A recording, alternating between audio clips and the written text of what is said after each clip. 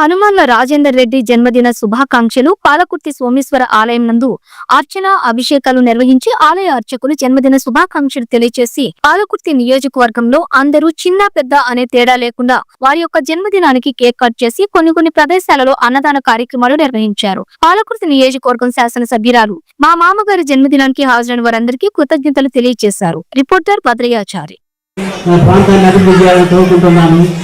తప్పకుండా చేస్తున్న నాకు చాలా కోరిక ఉంది, చేస్తున్న నమ్మకం కూడా ఉంది.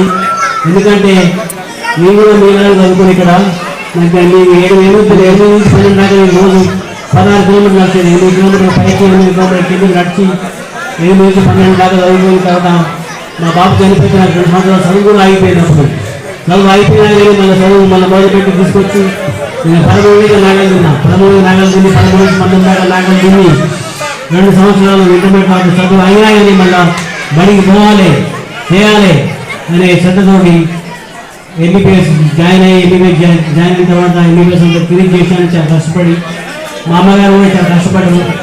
మా అమ్మగారు